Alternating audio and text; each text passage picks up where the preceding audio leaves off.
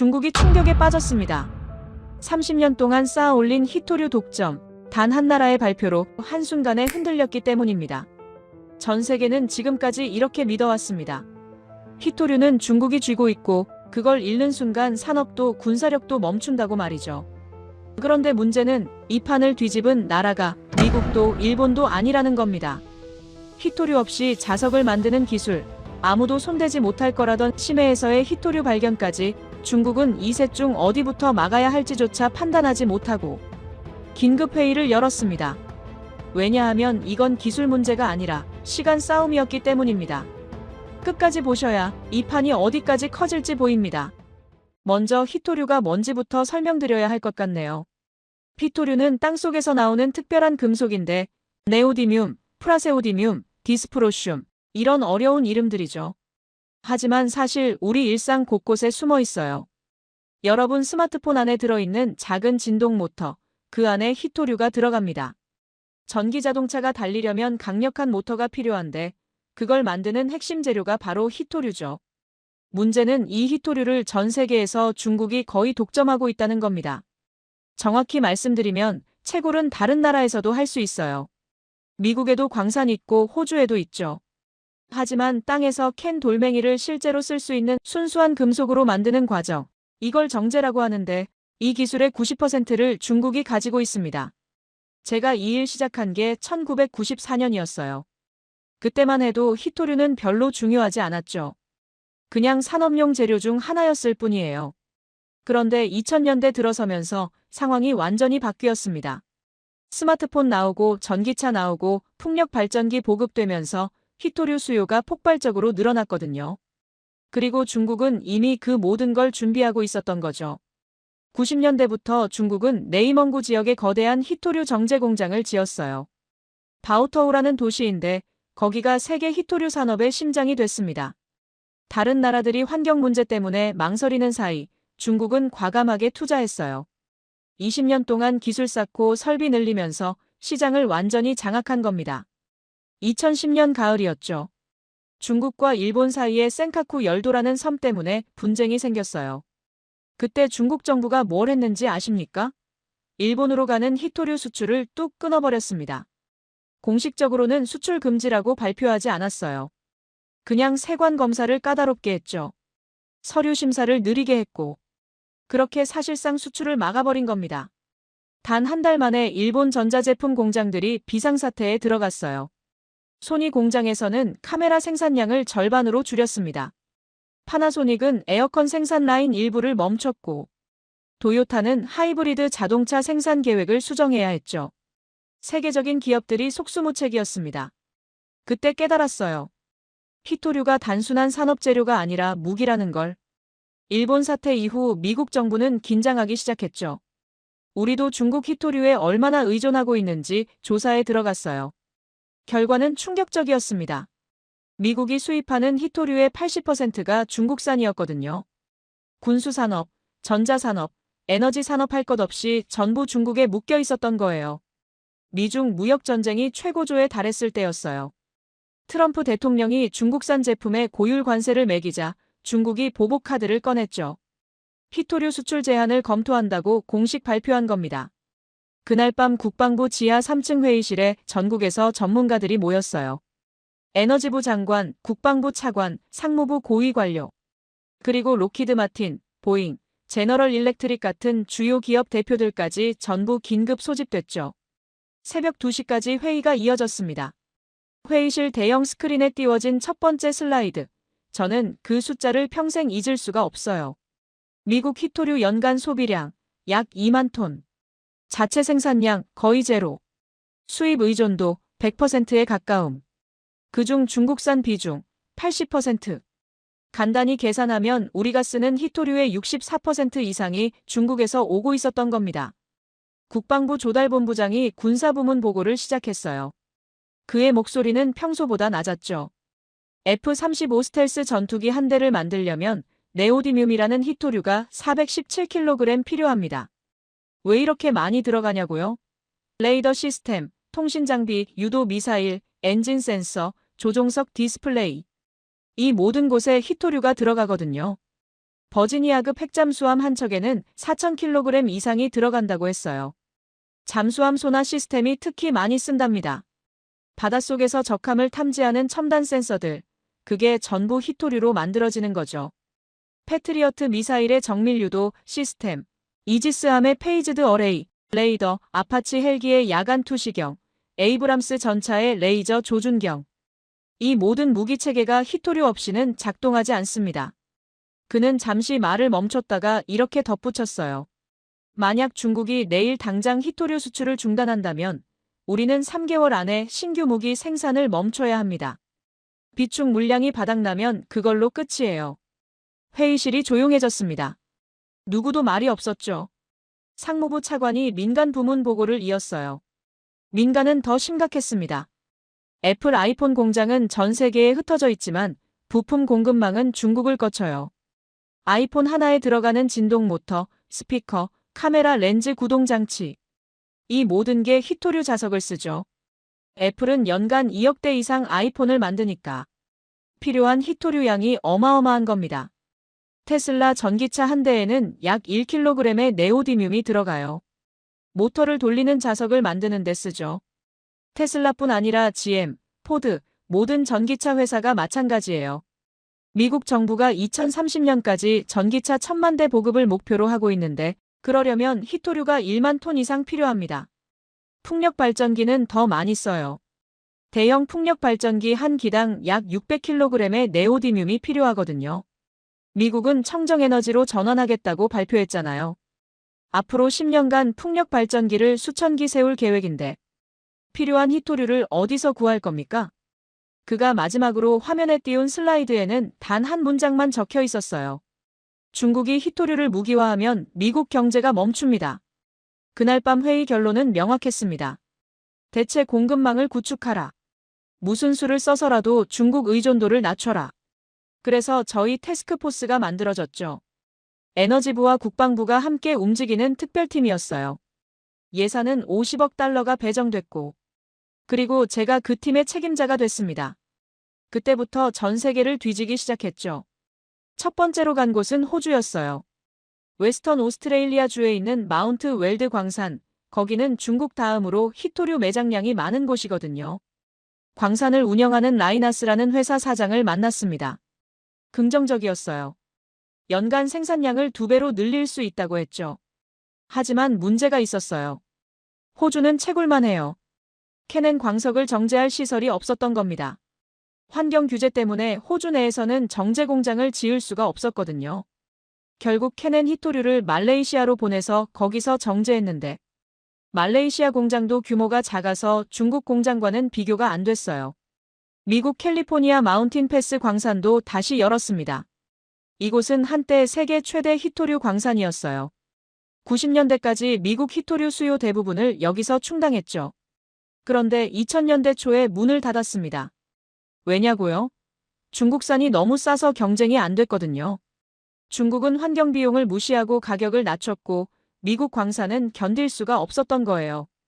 우리는 수억 달러를 들여서 이 광산을 다시 가동했어요. 2020년에 재개장했죠. 하지만 여기도 마찬가지였습니다. 캐넨 광석을 중국으로 보내서 정제해야 했어요. 아이러니했죠. 미국 땅에서 캔 히토류를 중국에 보내서 가공하는 겁니다. 캐나다 북부 지역도 조사했고 그린란드도 갔어요. 베트남, 인도까지 찾아다녔습니다. 히토류가 묻혀있다는 곳이면 어디든 갔죠. 하지만 답은 항상 같았어요. 채굴은 할 수 있어도 정제가 문제다. 왜 정제가 그렇게 어려운 걸까요? 기술 자체는 사실 그렇게 복잡하지 않아요. 화학 공정이거든요. 광석을 잘게 부수고 강한 산으로 녹이고 여러 단계를 거쳐서 순수한 금속을 뽑아내는 거죠. 중학교 과학 시간에 배우는 수준의 화학입니다. 진짜 문제는 환경이에요. 히토류 1톤을 정제하려면 황산이나 염산 같은 독한 화학 약품이 수백 톤 필요해요. 엄청난 양의 물도 쓰고 그 과정에서 나오는 폐수와 폐기물이 어마어마하거든요. 방사성 물질도 조금씩 나와요. 히토류 광석에는 토륨이나 우라늄 같은 방사성 원소가 미량 섞여 있으니까요. 미국이나 유럽에서는 이런 공장을 짓기가 거의 불가능합니다. 환경 영향평가를 통과할 수가 없죠. 주민들이 반대하고 소송이 걸리고 설령 허가를 받아도 환경 기준을 맞추려면 비용이 몇 배로 늘어나요. 중국은 달랐어요. 바오터우 인근에는 거대한 인공호수가 있습니다. 히토류 정제 과정에서 나온 폐수를 모아놓은 곳이에요. 위성사진으로 보면 검은색과 회색이 섞인 기괴한 색깔이죠. 그 호수 주변에는 사람이 살지 않아요. 농사도 짓지 못하고 완전히 죽은 땅입니다. 하지만 중국은 그렇게 해서 가격 경쟁력을 확보한 거예요. 환경 비용을 무시하고 인건비가 싸고 대규모로 생산하니까 가격을 낮출 수 있었던 겁니다. 그렇게 20년 동안 전 세계 시장을 장악했죠. 저는 의회 청문회에 불려갔습니다. 상원군사위원회 산하전략자원 소위원회였어요. 의원 15명이 앉아 있었고 저는 증인석에 혼자 앉았죠. 카터 팀장, 3년 동안 우리가 쓴 돈이 얼마입니까? 50억 달러입니다. 결과가 뭡니까? 중국 의존도가 줄었습니까? 아직은 아닙니다. 장기 계획을 진행 중입니다. 장기 계획이요? 얼마나 더 기다려야 합니까? 우리 군대는 당장 내일도 무기를 만들어야 합니다. 장기 계획으로는 답이 안 됩니다. 저는 대답할 말이 없었어요. 사실이었으니까요. 우리는 광산 몇 개 다시 열고 재활용 연구에 투자하고 동맹국들과 협력 방안을 논의했지만 근본적인 변화는 없었습니다. 중국 의존도는 여전히 80% 가까이 유지되고 있었던 거죠. 청문회가 끝나고 복도로 나왔을 때 한 의원이 제 어깨를 두드렸어요. 카터 팀장, 우리 모두 당신이 최선을 다한다는 걸 압니다. 하지만 솔직히 말해서 이 문제는 해결이 안 되는 거 아닙니까? 그냥 중국과 잘 지내는 수밖에 없는 거 아닙니까? 그 말이 제 가슴에 꽂혔어요. 그날 밤 저는 처음으로 이 일을 그만두고 싶다는 생각을 했습니다. 해법이 없는 문제를 붙들고 30년을 보낸 게 무슨 의미가 있나 싶었죠. 더 나쁜 소식이 들려왔어요. 중국 상무부가 발표를 했습니다. 히토류 추출 및 재련 기술에 대한 수출 통제를 강화한다는 내용이었죠. 쉽게 말하면 이제는 물건만 안 파는 게 아니라 기술 자체를 중국 밖으로 내보내지 않겠다는 겁니다. 그때까지 우리는 희망을 가지고 있었어요. 중국 기술자를 스카우트하거나 중국 회사와 합작을 하거나 어떻게든 기술을 배워올 수 있지 않을까 하는 희망이었죠. 하지만 중국은 그 길마저 막아버렸습니다. 그해 가을, 저는 완전히 막막했어요. 매일 아침 출근할 때마다 같은 보고서를 보고 같은 회의를 하고 같은 결론에 도달했죠. 방법이 없다. 중국 의존도를 낮출 현실적인 방법이 없다. 하지만 제가 모르는 사이에 한국에서는 놀라운 일들이 진행되고 있었어요. 세계의 전선에서 동시에 말이죠. 그 세 개의 이야기가 한꺼번에 제 책상 위에 도착했습니다. 첫 번째 이메일을 열었을 때 저는 제목만 보고 웃음이 나왔어요. 히토류 제로 연구자석 개발 성공.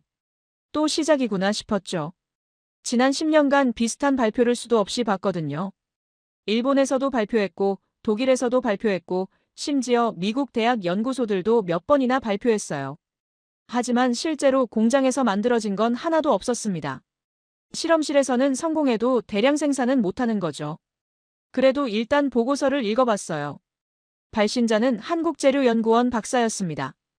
경남 창원에 있는 연구소라고 했죠.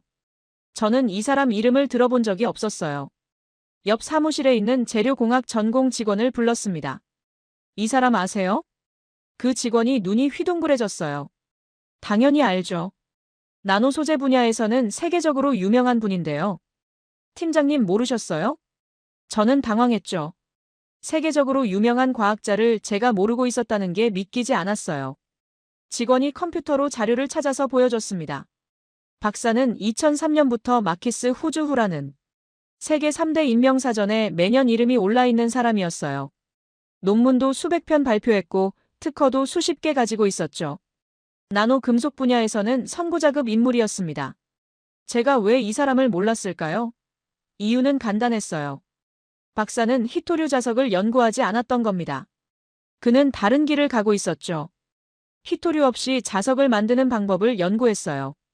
그래서 히토류 업계에서는 주목받지 못했던 거예요. 박사의 접근 방법은 완전히 달랐어요. 다른 연구자들은 히토류를 대체할 다른 히토류를 찾거나 히토류를 조금만 쓰는 방법을 연구했죠. 하지만 박사는 아예 히토류를 쓰지 않겠다고 작정한 겁니다. 그 대신 망간이라는 흔한 금속을 썼어요. 망간은 어디에나 있어요. 철강을 만들 때 넣는 재료죠. 배터리에도 들어가고 가격도 엄청 쌉니다. 히토류에 비하면 거의 공짜 수준이에요. 하지만 문제가 있었죠. 망간으로는 강한 자석을 만들 수 없다는 게 물리학의 상식이었거든요. 박사는 여기서 나노 기술을 쓴 겁니다. 나노라는 말 많이 들어보셨죠? 아주 작은 크기를 말해요. 정확히는 10억분의 1m예요. 머리카락 한 올 굵기가 대략 10만 나노미터니까. 머리카락을 10만 개로 쪼갠 것 중 하나가 1나노미터죠. 금속을 이렇게 작게 만들면 신기한 일이 벌어져요. 성질이 완전히 달라지는 겁니다. 예를 들어 금을 생각해 보세요.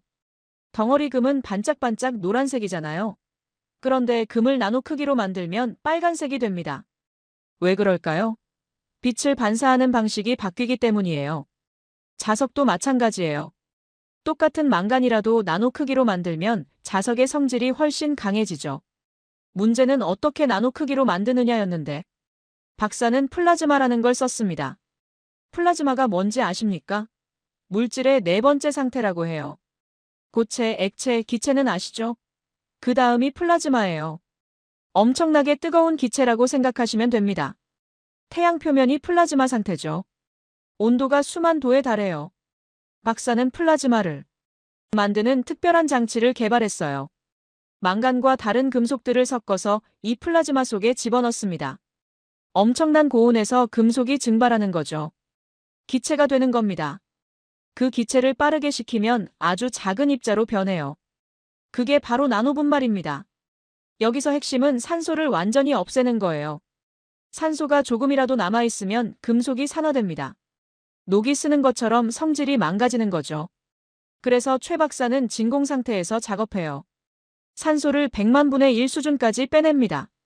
그리고 아르곤이라는 불활성 기체를 채워요. 이렇게 만든 나노분말은 특별한 구조를 가져요.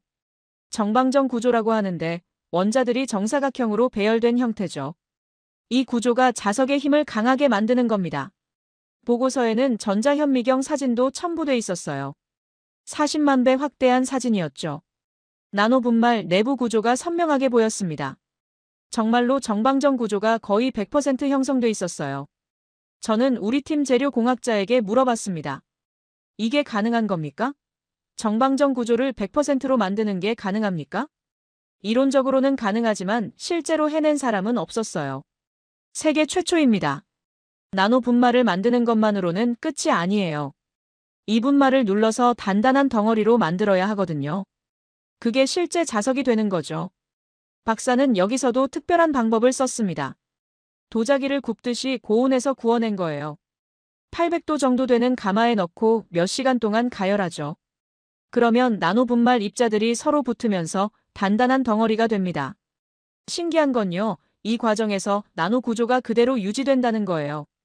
보통은 가열하면 입자들이 뭉쳐서 크기가 커지거든요. 그러면 나노 효과가 사라지죠. 하지만 박사는 온도와 시간을 정밀하게 조절해서 나노 구조를 보존한 겁니다. 그렇게 만든 자석의 성능은 어땠을까요? 보고서에 따르면 히토류 자석의 중간급 수준이었어요. 히토류 자석이 자기장색이 30에서 50 정도라면 이망간 자석은 15 정도였죠. 냉장고에 붙이는 약한 자석이 3 정도니까. 그것보다는 5배 더 강한 겁니다. 절반밖에 안 되는데 무슨 의미가 있냐고요? 의미가 엄청 커요. 첫째, 가격이에요. 망간은 히토류보다 훨씬 쌉니다. 자석 가격이 3분의 1로 떨어지죠. 둘째, 공급 안정성이에요. 망간은 어디서나 구할 수 있어요. 중국 눈치를 볼 필요가 없는 겁니다. 그리고 셋째, 이게 가장 놀라운 건데 고온에서 더 안정적이었어요. 히토류 자석은 열에 약해요. 온도가 200도만 넘어가도 자석의 힘이 절반으로 떨어집니다. 전기차 모터가 오래 돌아가면 열이 많이 나잖아요. 그러면 자석이 약해지는 거죠. 그래서 냉각 장치를 따로 달아야 해요. 그런데 망간 자석은 240도까지 성능을 유지했습니다. 히토류보다 훨씬 강한 거예요. 이건 산업용 모터나 자동차 엔진 주변처럼 뜨거운 곳에 쓸 수 있다는 뜻이죠. 저는 보고서를 다 읽고 나서 직원에게 지시했어요. 이거 검증해 보세요. 진짜인지 가짜인지 확인하세요. 논문이 발표됐는지, 특허가 있는지, 실제 제품이 나왔는지 전부 조사하세요. 이틀 후 결과가 나왔습니다. 전부 사실이었어요. 최철진 박사의 연구는 한국국가연구개발 우수성과로 선정됐습니다.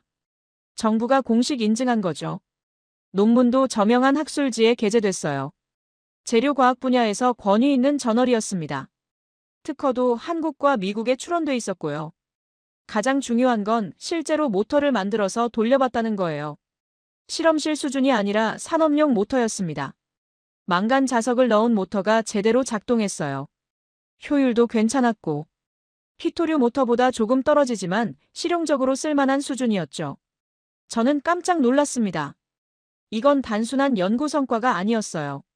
상용화가 가능한 기술이었던 겁니다. 그런데 왜 미국에서는 이런 연구가 없었을까요? 저는 의아했죠. 미국에도 훌륭한 과학자들이 많잖아요. 예산도 훨씬 많고. 그런데 왜 히토류 없는 자석을 만들 생각을 못했을까요? 이유를 생각해 봤어요. 우리는 너무 히토류에 집착했던 겁니다. 어떻게든 히토류를 확보하려고만 했죠. 광산을 찾고 재활용을 연구하고 동맹국과 협력하려고 했어요. 하지만 아예 히토류 없이 해결하겠다는 발상은 못했습니다. 최철진 박사는 달랐어요. 그는 20년 전부터 이 길을 걸어왔죠. 주변에서 불가능하다고 말려도 포기하지 않았어요. 묵묵히 연구했습니다. 나노 기술을 개발하고 플라즈마 공법을 완성하고 새로운 합금 조성을 찾아냈죠. 그리고 마침내 성공한 겁니다. 보고서 마지막 페이지에는 향후 계획이 적혀 있었어요. 2025년까지 양산 체계를 구축하겠다고 했죠. 연간 1만 톤 규모로 생산할 수 있는 공장을 짓겠다는 겁니다. 1만 톤이면 전기차 100만 대에 들어갈 자석을 만들 수 있는 양이에요. 저는 흥분했습니다. 이건 게임 체인저였어요. 중국 히토류 독점을 돌파할 첫 번째 실마리였죠. 하지만 저는 아직 두 번째, 세 번째 이메일을 읽지 않았어요.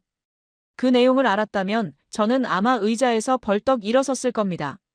왜냐하면 한국은 한 개가 아니라 세 개의 해법을 동시에 준비하고 있었으니까요. 두 번째 이메일을 연 순간 저는 제목부터 다시 읽었어요. 고려아연, 미국 테네시주의 히토류 재활용 공장 건설 착수. 재활용이요? 처음에 이해가 안 됐습니다. 히토류를 재활용한다는 게 대체 무슨 말일까요? 쓰레기통에서 주워서 다시 쓴다는 건가? 이메일을 보낸 사람은 고려아연이라는 한국 회사였어요. 저는 이 회사 이름을 들어본 적이 없었죠. 옆 사무실 경제분석관을 불렀습니다. 고려아연이라는 회사 아세요? 당연히 알죠. 세계적인 비철금속 회사예요. 아연 생산량 세계 2위인가 3위 할 겁니다. 한국에서는 아주 큰 회사죠. 아연 회사가 왜 히토류를 한다는 거예요? 그게 바로 흥미로운 부분인데. 이 회사는 지난 몇 년간 사업 영역을 확장하고 있었거든요. 단순히 아연만 만드는 게 아니라 여러 금속을 다루기 시작했어요. 저는 고려아연에 대해 조사를 시작했습니다. 그리고 놀라운 사실을 발견했죠. 고려아연은 2022년부터 미국에서 조용히 회사들을 사들이고 있었어요. 어떤 회사들일까요? 전자 폐기물을 처리하는 회사들이었습니다. 쉽게 말하면 고장난 스마트폰, 낡은 컴퓨터, 폐기된 전기차 배터리. 이런 걸 모아서 분해하는 회사들이죠. 왜 이런 회사들을 샀을까요? 처음에는 이해가 안 됐어요. 그런데 자료를 더 파보니까 퍼즐이 맞춰지기 시작했습니다. 전자 폐기물 속에 히토류가 들어있거든요. 스마트폰 한 대를 분해하면 아주 작은 자석이 나와요. 진동 모터에 들어있는 자석이죠. 그 자석이 네오디뮴으로 만들어진 히토류 자석입니다. 한 개당 1g도 안 돼요. 하지만 전 세계에서 매년 폐기되는 스마트폰이 몇 대나 될까요? 10억 대가 넘어요. 전기차는 더 많이 들어있습니다.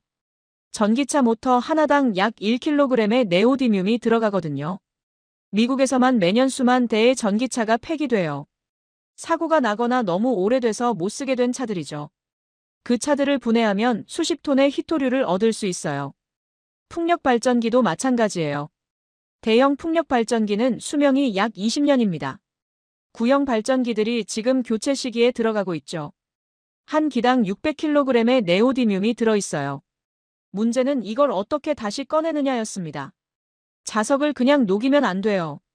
히토류뿐 아니라 철, 붕소, 다른 금속들이 섞여 있거든요. 이 복잡한 혼합물에서 순수한 히토류만 골라내는 게 기술이죠. 그리고 그 기술은 매우 어렵습니다. 기존 방식은 화학적 추출이었어요. 강한 산으로 전부 녹인 다음 화학 반응을 이용해서 히토류를 분리해내는 거죠. 하지만 이 방법은 문제가 많아요.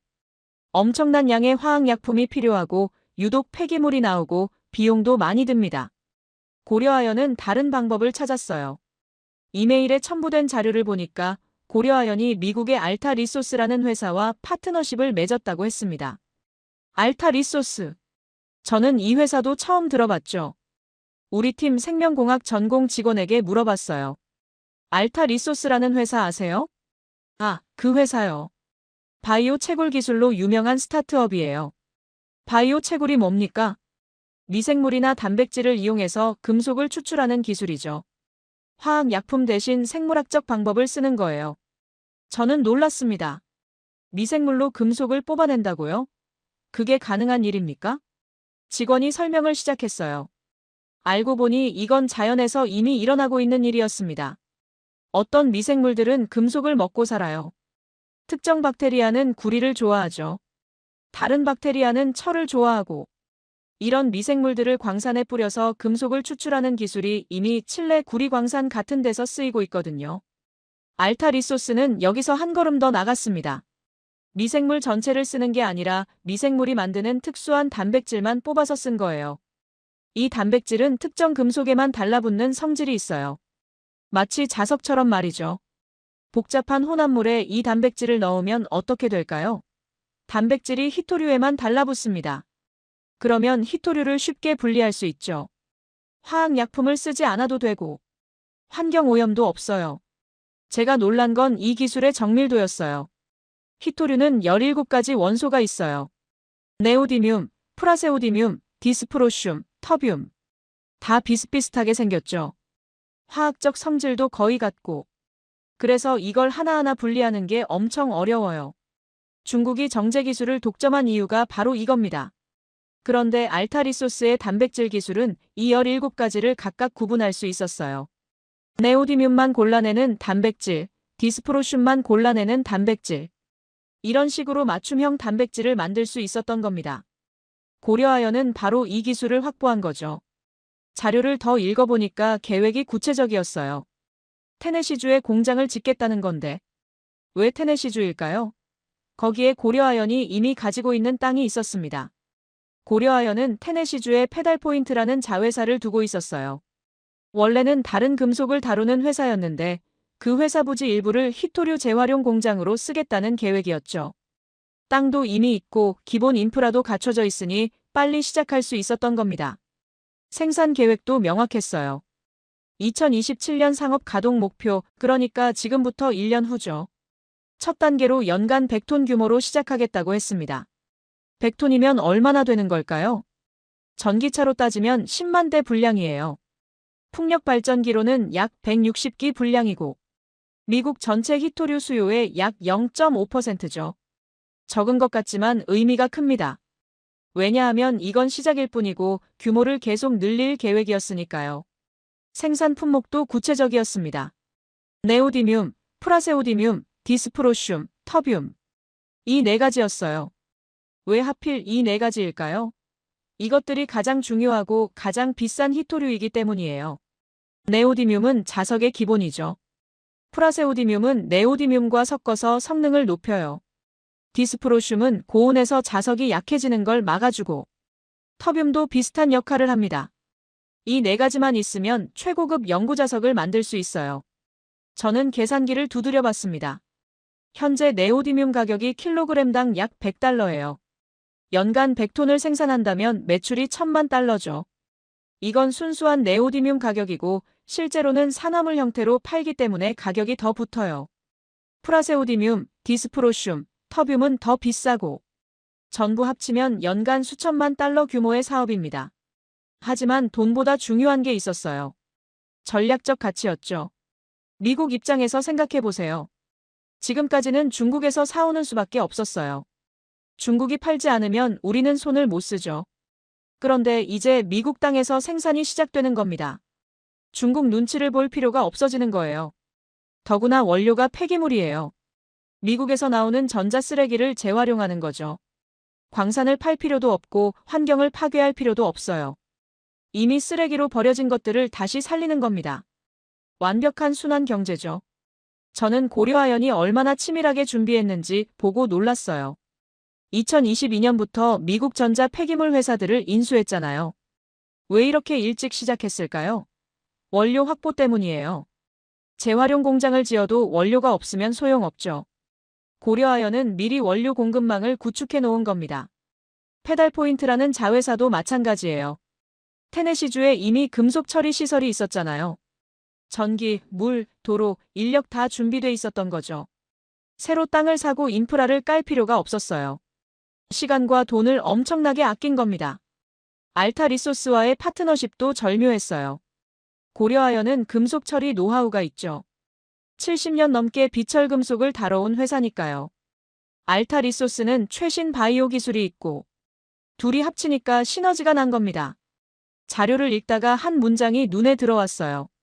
이번 프로젝트는 테네시주 건설 중인 크루서블 재련소와 연계하여 추진됩니다. 크루서블 재련소. 이게 뭘까요? 검색해봤습니다. 고려아연은 테네시주에 거대한 재련소를 짓고 있었어요. 크루서블이라는 이름의 공장인데 구리, 니켈, 코발트 같은 여러 금속을 한꺼번에 처리하는 복합 재련소였죠. 투자액이 수십억 달러에 달했습니다. 이 재련소 옆에 히토류 재활용 공장을 짓는다는 거예요. 왜 그럴까요? 시너지 때문이죠. 전기차 배터리를 재활용한다고 생각해보세요. 배터리 안에는 리튬, 니켈, 코발트가 들어있어요. 모터에는 히토류가 들어있고 한 번에 다 처리할 수 있으면 효율이 엄청나게 올라가잖아요. 크루서블 재련소에서 배터리를 처리해요. 리튬, 니켈, 코발트를 뽑아내죠. 바로 옆 히토류 공장에서 모터를 처리합니다.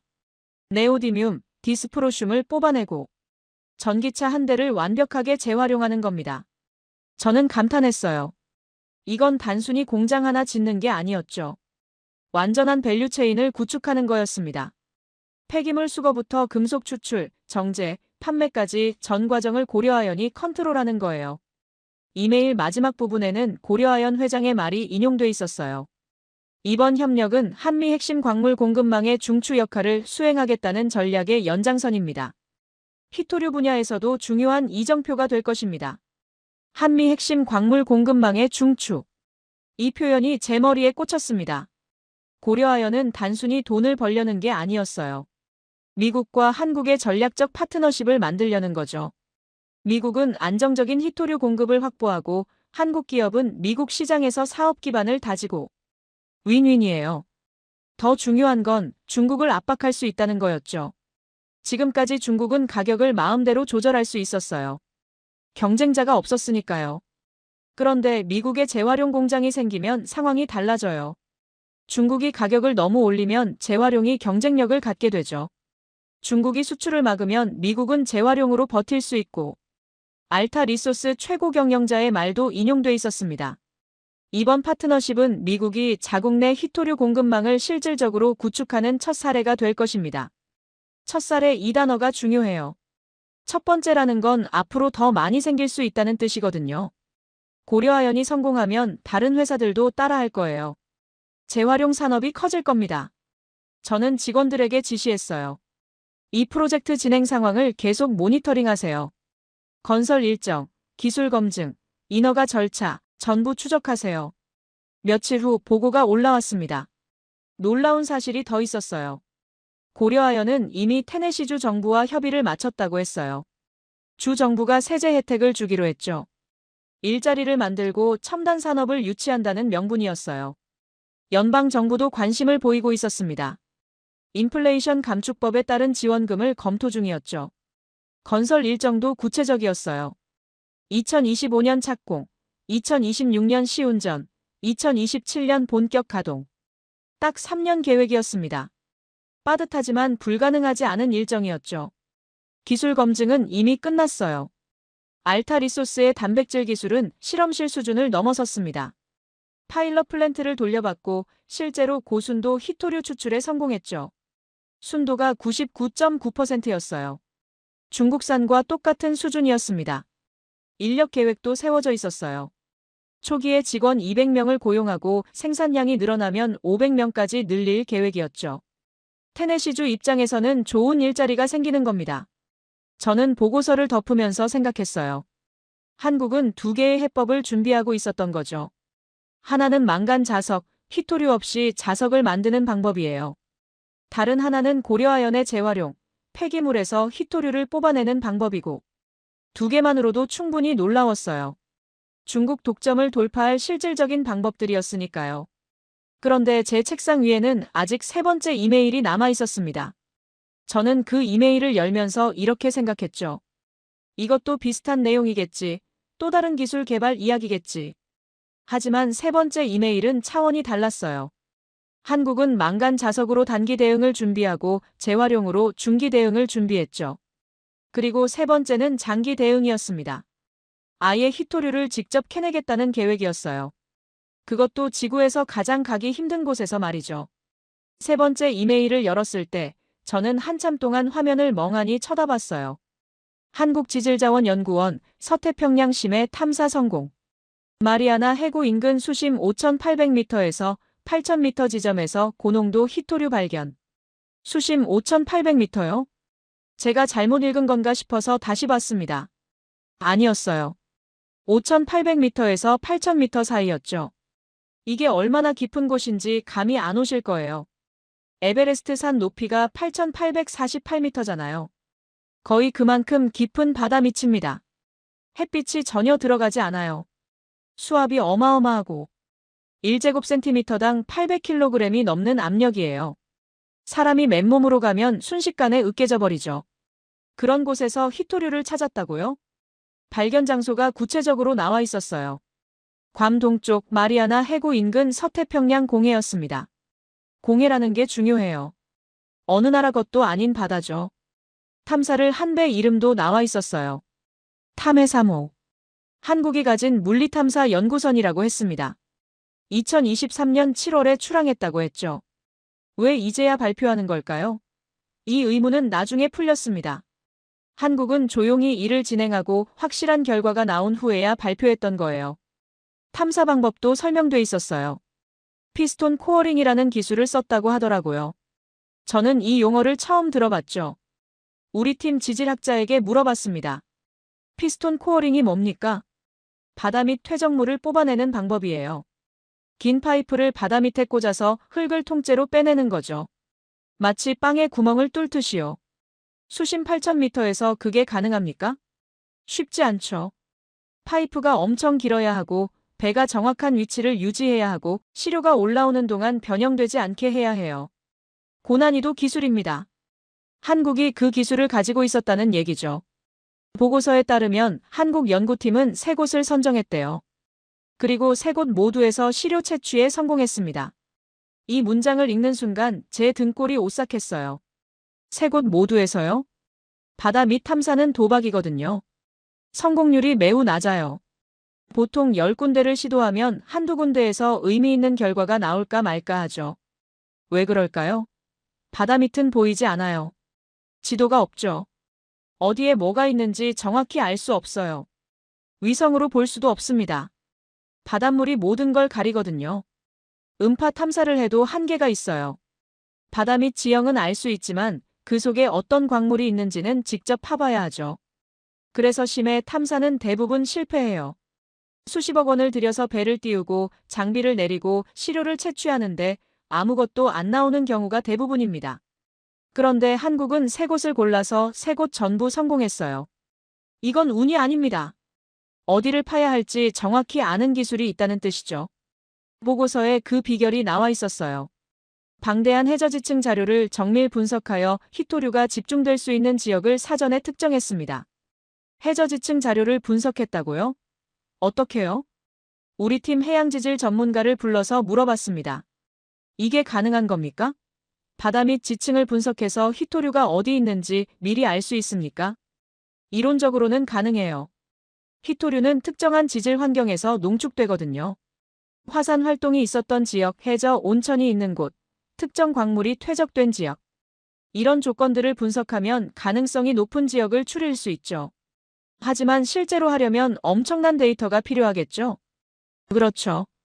수십 년치 해양 탐사 데이터, 지진파 분석 자료, 해저 화산 활동 기록. 이런 걸 전부 모아서 슈퍼컴퓨터로 분석해야 해요. 한국이 그 정도 능력이 있습니까? 있는 것 같네요. 이 결과를 보면요. 저는 한국 해양 연구 능력을 과소평가하고 있었던 거예요. 한국은 삼면이 바다잖아요. 오래전부터 해양 연구에 투자해왔죠. 그리고 조선 산업이 세계 1위예요. 배를 만드는 기술과 바다를 연구하는 기술은 연결돼 있거든요. 발견한 히토류의 농도도 놀라웠어요. 최대 3100ppm, 평균 2000ppm 이상. ppm은 100만 분율이에요. 2000ppm이면 0.2%, 즉 1000분의 2죠. 적어 보이나요? 하지만 히토류는 원래 농도가 낮아요. 육지 광산도 보통 0.1%에서 0.3% 정도예요. 2000ppm이면 경제성이 충분히 있는 농도입니다. 채굴할 가치가 있다는 뜻이죠. 저는 계산해봤어요. 마리아나 해구 인근 공해는 면적이 수백만 제곱킬로미터에 달해요. 바다 및 퇴적층 두께가 수십 미터에서 수백 미터죠. 만약 이 지역 전체에 평균 2000ppm 농도의 히토류가 분포한다면 총 매장량은 수천만 톤이 넘을 거예요. 이건 중국 전체 히토류 매장량에 맞먹는 양입니다. 물론 전부 캘 수는 없어요. 바다 밑이니까 채굴 비용이 엄청나게 비싸죠. 하지만 일부만 캐도 수십 년 쓸 수 있는 양이에요. 보고서에는 다음 계획도 나와 있었어요. 데이터 정밀도를 높여 대한민국만의 독자적인 해저자원 영토를 확보하겠습니다. 해저자원 영토 이 표현이 중요해요. 바다는 원래 누구 것도 아니잖아요. 특히 공해는 인류 공동의 영역이죠. 하지만 해저 광물 자원은 달라요. 국제해저기구라는 UN 산하기관이 관리하거든요. 이 기구의 규칙이 중요합니다. 공해 해저 자원은 먼저 발견하고 데이터를 제출한 나라가 독점 탐사권을 얻어요. 다른 나라는 그 지역에서 탐사할 수 없죠. 일종의 선점 제도예요. 한국은 바로 이걸 노리고 있었던 겁니다. 2023년 7월에 1차 탐사를 했죠. 세 곳에서 고농도 히토류를 확인했어요. 2024년 4월에 2차 탐사를 해서 데이터를 더 모으고 그 다음 국제해저기구에 신청서를 내는 거예요. 그러면 그 지역에 대한 독점 탐사권을 받습니다. 탐사권을 받으면 어떻게 될까요? 15년 동안 그 지역을 독점적으로 탐사할 수 있어요. 상업적 채굴 계획을 세우고 기술을 개발하고 투자자를 모을 수 있죠. 다른 나라는 손도 못 대요. 이건 엄청난 자산입니다. 영토는 아니지만 사실상 한국 것이 되는 거예요. 저는 지도를 펼쳐놓고 위치를 확인했어요. 마리아나 해구 인근, 괌 동쪽 약 1000km 지점. 전략적으로도 좋은 위치였습니다. 미국 영토인 괌과 가까워요. 중국과는 멀리 떨어져 있고 한국 입장에서는 안전하게 작업할 수 있는 곳이죠. 그런데 한 가지 의문이 들었어요. 왜 탐사하고도 지금까지 발표를 안 했을까요? 보통은 성공하면 바로 발표하잖아요. 그래야 국제적으로 인정받으니까요. 자료를 더 읽어보니까 답이 나왔어요. 한국은 조용히 진행했던 겁니다. 언론에 알리지 않았죠. 학계에도 발표하지 않았어요. 1차 탐사 결과를 내부적으로만 검증했습니다. 그리고 2차 탐사 준비를 완벽하게 끝낸 후에야 발표했던 거예요. 왜 이렇게 했을까요? 전략적 판단이었습니다. 중국도 심해 탐사를 할 수 있거든요. 배도 있고 기술도 있죠. 한국이 발견한 지역 근처로 중국 탐사선이 달려갔을 거예요. 국제해저기구 규칙상 먼저 신청서를 내는 나라가 이겨요. 한국이 1차 탐사만 하고 발표했다면 중국이 빠르게 2차 탐사를 해서 먼저 신청서를 낼 수도 있었던 거죠. 그래서 한국은 참았습니다. 조용히 2차 탐사를 준비했어요. 그리고 2차 탐사가 임박한 시점에 발표한 거예요. 이렇게 하면 중국이 따라올 시간이 없죠. 저는 감탄했어요. 이건 단순한 과학 연구가 아니었습니다. 지정학적 전략이었던 거예요. 보고서에는 한국지질자원연구원 센터장의 말이 인용돼 있었어요. 2차 탐사로 데이터 정밀도를 높여 대한민국만의 독자적인 해저자원 영토를 확보하겠습니다. 독자적인 해저자원 영토. 이 표현에서 한국의 야심이 느껴졌죠. 한국은 국토가 작아요. 지하 자원도 거의 없고, 석유도 없고, 석탄도 별로 없고, 히토류는 당연히 없죠. 그래서 모든 자원을 수입해야 해요. 에너지도 수입하고, 광물도 수입하고. 하지만 바다는 다릅니다.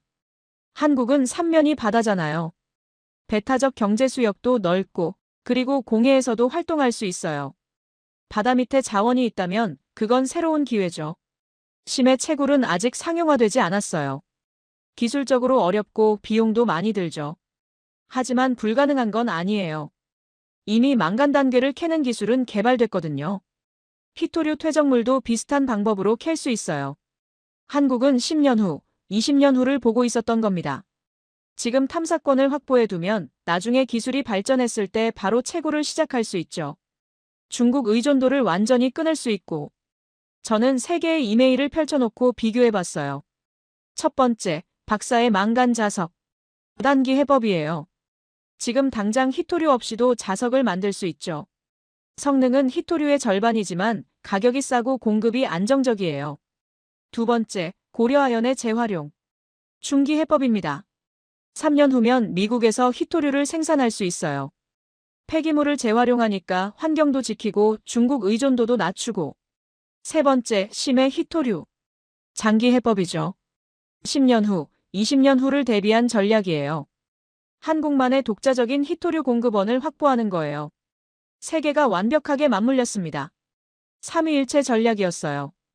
저는 의자에 깊숙이 기대 앉으면서 한숨을 쉬었습니다. 30년이에요. 제가 이 문제와 씨름한 시간이 30년이죠. 미국 정부의 막대한 예산을 쓰고 최고의 전문가들과 협력하고 전 세계를 뒤졌지만 답을 찾지 못했어요. 그런데 한국은 3년 만에 세 개의 해법을 준비한 겁니다. 아니, 정확히는 3년이 아니었죠. 20년 전부터 연구했고 고려아연은 2022년부터 준비했고 심해 탐사는 아마 더 오래전부터 계획됐을 거예요. 한국은 조용히, 묵묵히, 치밀하게 준비해왔던 겁니다. 그리고 모든 걸 동시에 공개했죠. 하지만 저는 아직 한 가지를 이해하지 못하고 있었어요. 왜 동시에 공개했을까요? 왜 하나씩 발표하지 않고 한꺼번에 터뜨렸을까요? 그 답은 다음 며칠 동안의 분석에서 나왔습니다. 그리고 그 답을 알았을 때 저는 한국의 전략적 사고에 다시 한번 놀랐죠. 사흘 동안 저는 사무실에 틀어박혀서 세 개의 보고서를 계속 읽었어요.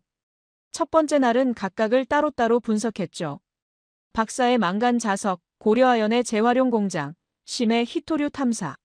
세 개 모두 인상적이었어요.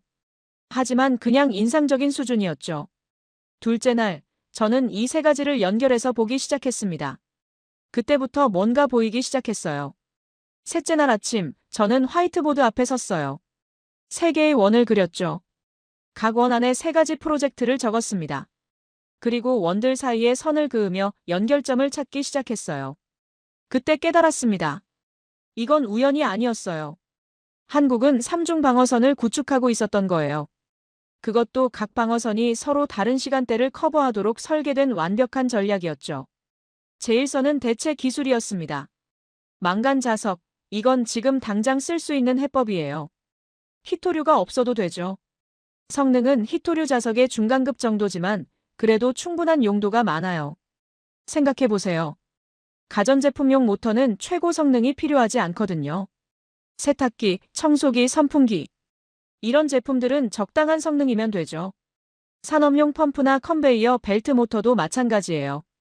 굳이 최고급 히토류 자석을 쓸 필요가 없어요.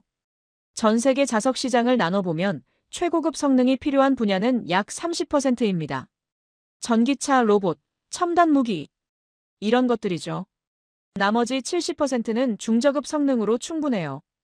망간 자석이 바로 그 70% 시장을 노린 거예요. 제가 계산해봤더니 놀라운 결과가 나왔습니다. 만약 전 세계 중저급 자석 시장의 30%만 망간 자석으로 대체한다면 히토류 수요가 약 2만 톤 줄어들어요. 이건 전 세계 히토류 소비량의 약 15%에 해당하죠. 15%면 작은 숫자 같지만 시장에 미치는 영향은 커요. 중국이 히토류 가격을 마음대로 올릴 수 없게 되거든요.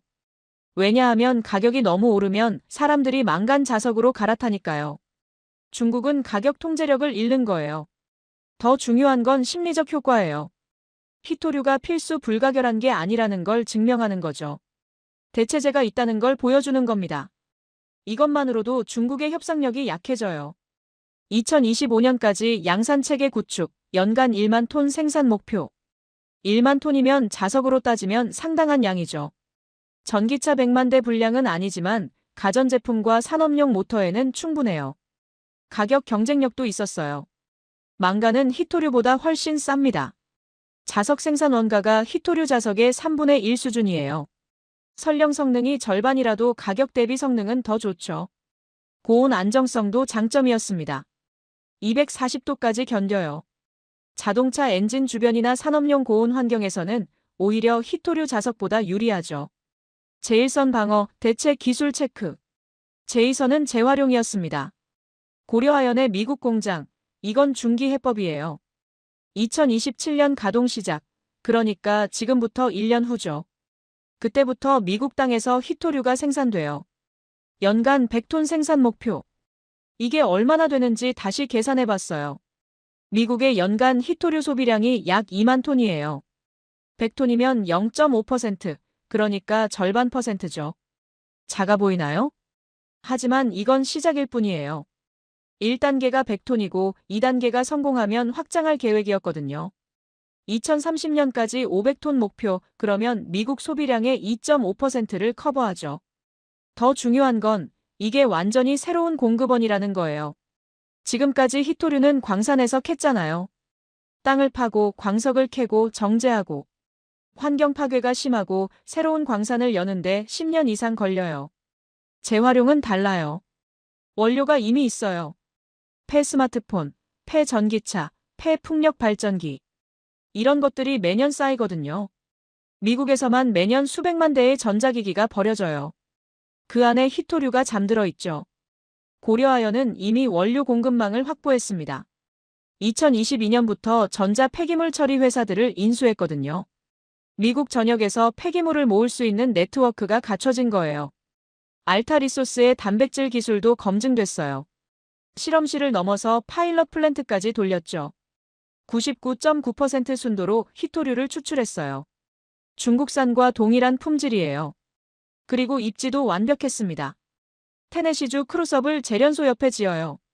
크루서블은 전기차 배터리를 재활용하는 거대 공장이죠. 배터리에서 리튬, 니켈, 코발트를 뽑아내요. 바로 옆에서 모터를 처리하면서 히토류를 뽑고 한 대의 폐전기차가 들어와요. 배터리는 크루서블로 가고 모터는 히토류 공장으로 가죠. 완벽한 순환 시스템이에요. 물류 비용이 절감되고 효율이 극대화되는 거예요. 제가 감탄한 건 확장성이었어요. 광산은 확장하기 어려워요. 새로운 광맥을 찾아야 하고 환경평가를 받아야 하고 10년 이상 기다려야 하죠. 하지만 재활용 공장은 달라요. 원료만 있으면 공장을 늘리면 되거든요. 2년이면 새 라인을 추가할 수 있어요. 미국의 전기차 보급이 늘어나면 어떻게 될까요? 10년 후면 매년 수백만 대의 전기차가 팔려요. 20년 후면 그 차들이 폐차되고 엄청난 양의 히토류가 재활용 시장에 나오는 거죠. 고려아연은 그 미래를 보고 있었던 겁니다. 지금 인프라를 깔아놓으면 10년 후, 20년 후에 거대한 사업이 되는 거예요. 심해 히토류 탐사. 이건 장기 해법이에요.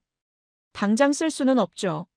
심해 채굴 기술은 아직 상용화되지 않았거든요. 하지만 10년 후, 20년 후에는 가능해질 거예요. 한국은 지금 땅을 확보하고 있는 겁니다. 국제해적기구에 탐사권을 신청하면 15년 독점권을 받아요. 그 15년 동안 기술을 개발하죠. 심해 채굴 로봇, 퇴적물 펌핑 시스템, 해상 정제 플랫폼. 이런 것들을 준비해요. 15년 후면 기술이 성숙합니다. 그때 상업 채굴을 시작하는 거죠. 그러면 한국은 자체 히토류 공급원을 갖게 돼요. 더 이상 어느 나라에도 의존하지 않아요. 제가 추정한 매장량이 수천만 톤이에요. 한국이 연간 1만 톤씩 캔다고 해도 수천 년 쓸 수 있는 양이죠. 사실상 무한 공급원이에요. 위치도 전략적입니다. 괌 동쪽, 미국 영향권 아니에요. 중국이 방해하기 어려워요. 한국 해군이 보호할 수도 있고 필요하면 미국 해군과 협력할 수도 있죠. 공해이기 때문에 어느 나라 것도 아니지만 탐사권을 가진 한국이 사실상 주인이에요. 다른 나라는 접근조차 못해요. 저는 화이트보드에 큰 그림을 그렸습니다. 가로축은 시간이에요. 지금부터 시작해서 30년 후까지 그렸죠.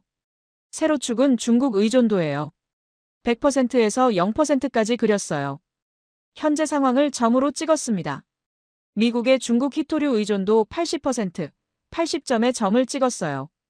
2025년 박사의 망간 자석이 양산돼요. 중저급 시장 30%를 잠식하죠. 의존도가 80%에서 70%로 떨어져요. 2027년 고려아연 공장이 가동돼요. 연간 100톤, 미국 소비량의 0.5%를 생산하죠. 의존도가 70%에서 65%로 떨어져요. 2030년 재활용 공장이 확장돼요. 연간 500톤, 미국 소비량의 2.5%를 생산하죠. 의존도가 65%에서 55%로 떨어져요. 2035년 망간 자석 시장 점유율이 50%로 늘어나요. 의존도가 55%에서 40%로 떨어져요. 2040년 심해 채굴이 시작돼요. 연간 5,000톤 생산, 미국 소비량의 25%를 공급해요. 의존도가 40%에서 15%로 떨어져요. 80%에서 시작해서 15%까지 떨어지는 곡선이에요. 20년에 걸친 점진적 감소였습니다. 저는 이 곡선을 보면서 무릎을 쳤어요. 이게 답이었던 거예요. 한 번에 중국 의존도를 0%로 만들 수는 없어요. 그건 불가능하죠. 하지만 20년에 걸쳐 점진적으로 줄이는 건 가능해요. 그리고 그 과정에서 여러 대안을 동시에 가동하면 리스크가 분산되는 거죠. 망간 자석이 예상보다 시장 반응이 안 좋으면 어떻게 될까요? 괜찮아요. 재활용이 있으니까. 재활용이 기술 문제로 지연되면요?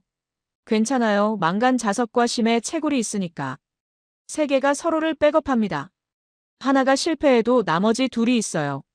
리스크 관리의 교과서적 사례였죠. 시간 배분도 완벽했어요. 단기는 2년에서 5년 망간 자석이 커버해요. 중기는 5년에서 10년 재활용이 커버하죠. 장기는 10년에서 30년 심해 채굴이 커버하고 각 단계가 다음 단계를 준비할 시간을 줘요. 망간 자석으로 당장 급한 불을 끄고 그 사이 재활용 공장을 짓죠. 재활용이 자리 잡는 동안 심해 채굴 기술을 개발하고 세 개가 시간차를 두고 작동하면서 끊김없는 공급을 보장하는 거예요. 저는 우리 팀원들을 회의실로 불렀습니다. 화이트보드에 그린 그림을 보여줬어요.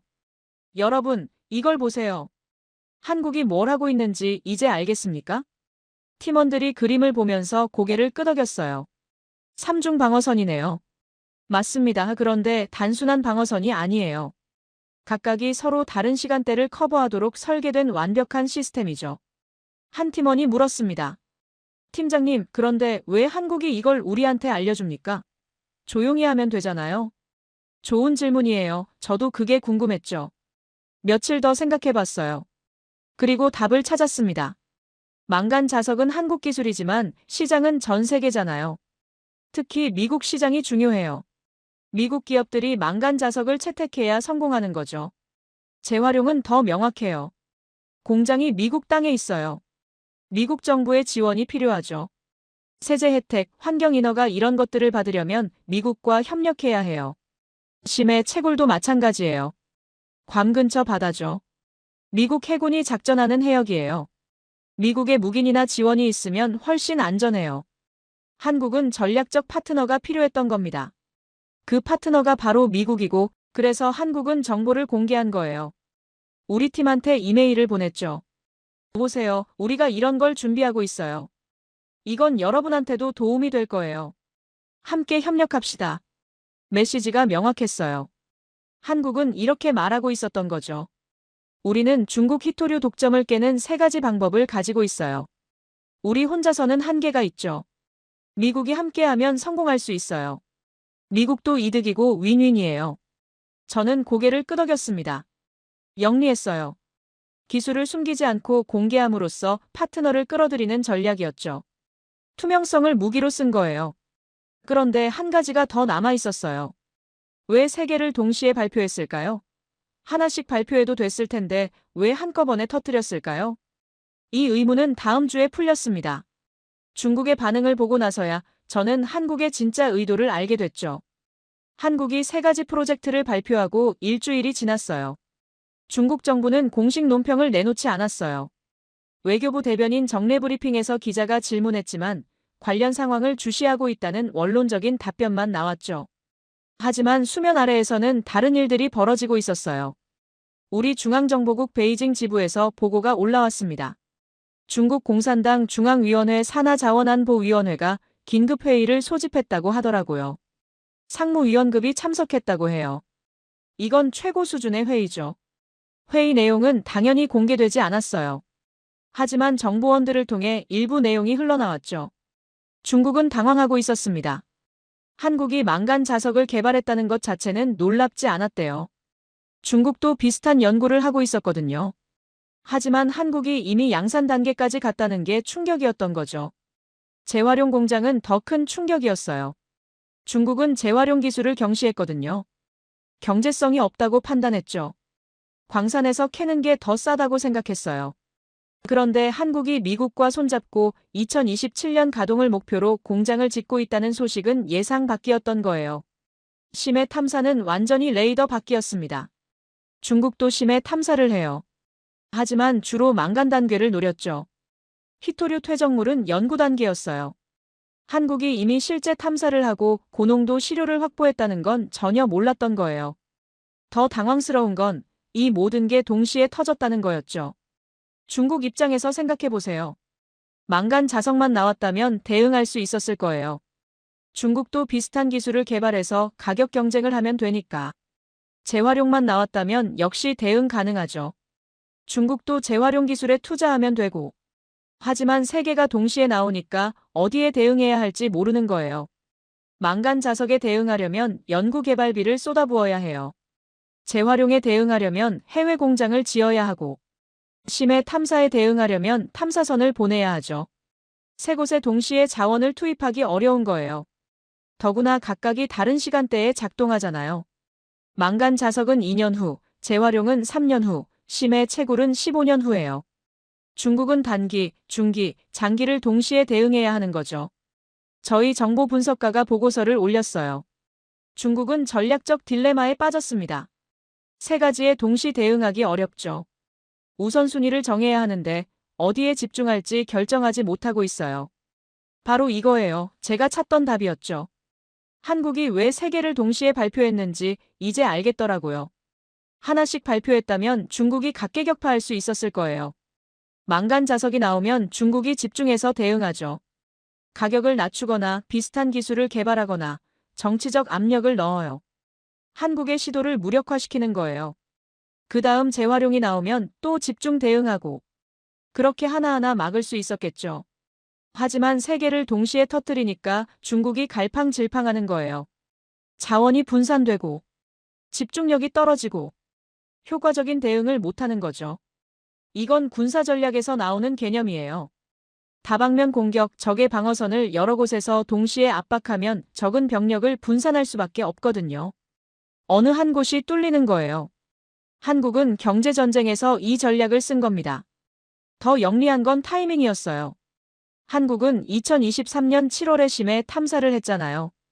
하지만 바로 발표하지 않았어요. 6개월 동안 침묵했죠. 왜 그랬을까요? 다른 2 프로젝트를 기다렸던 거예요.